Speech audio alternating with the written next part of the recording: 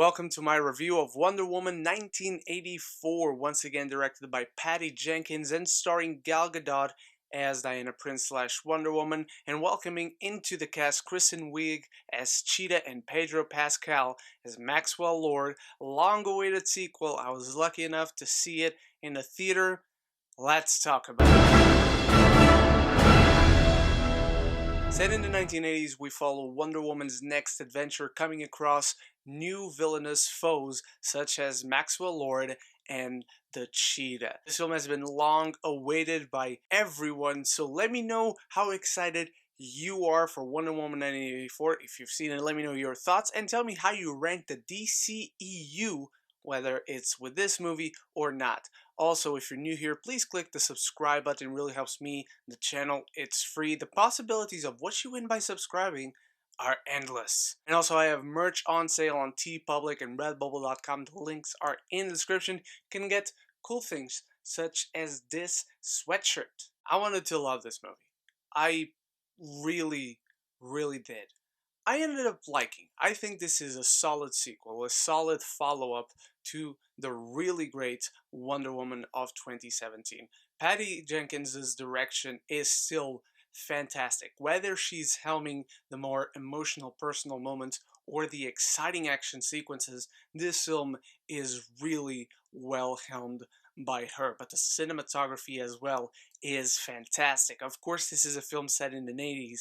It has to have these big flashy lights and neon and whatever else, but the colors in this film just pop right out of the screen. It feels like you're taking an explosion of 80s in the face, and I mean that in the best way possible. Also, Hans Zimmer's score is sensational. Hearing that in Dolby Sound is the stuff of the gods, my friend. And as far as performances are concerned, everyone does a great job. Even though I'm not the biggest fan of Gal Gadot as an actress, I think she handles this character very well. And though she's not the best when it comes to those more emotional scenes and personal moments, I don't think she is quite there. However, as someone who thought she was already solid in the first Wonder Woman, clearly I see some progression.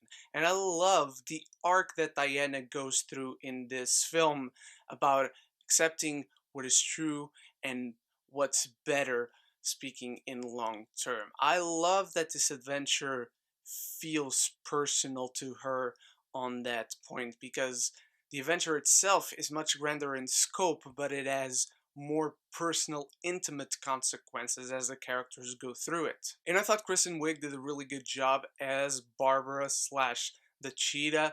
I think she does the dramatic scenes really well, but whenever this film tried to be funny with her, it really wasn't. And I love Kristen Wiig. I think she's really funny, but that's a problem that encompasses the entire movie and other things, so I'll get to that in a bit. But my favorite thing in this film as far as characters and performance was concerned was Pedro Pascal. This is a conniving, charming son of a bitch. As soon as he walks into the movie, this first scene, two things pop into your mind. Number one, there's no doubt in your mind this dude is the villain, that's for sure. Number two, he's so charming.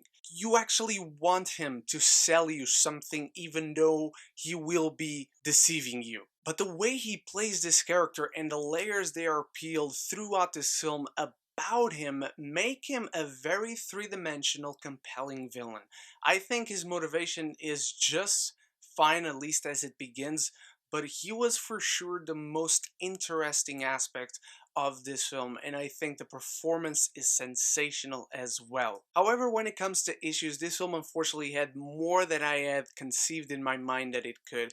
I think the B storyline becomes much more interesting and compelling than the A storyline, which in itself feels a little bit too fast and a little bit too slow, weirdly, at the same time. It feels like little is done on the Wonder Woman front for the most part of this film.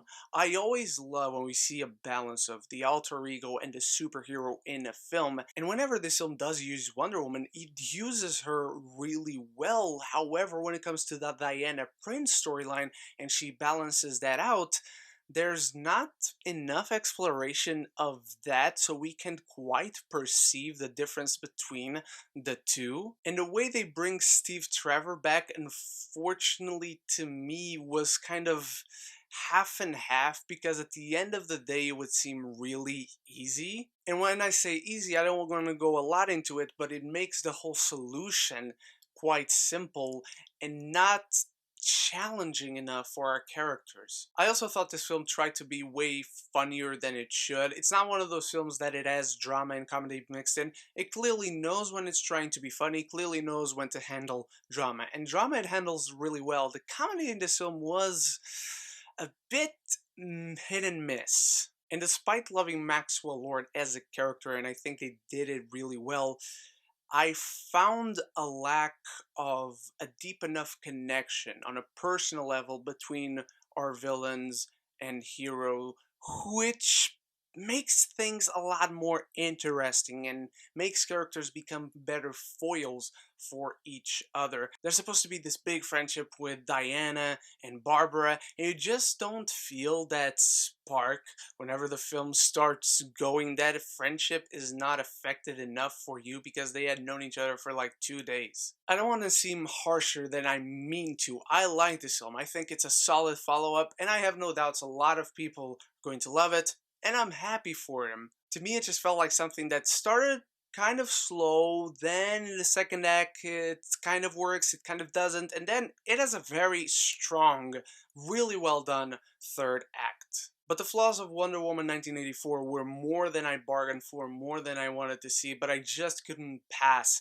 these issues. And so despite the strong points for this film being really strong, I just found way too much stuff that was in there that bugged me and throughout the whole film. I'm giving Wonder Woman 1984 a B.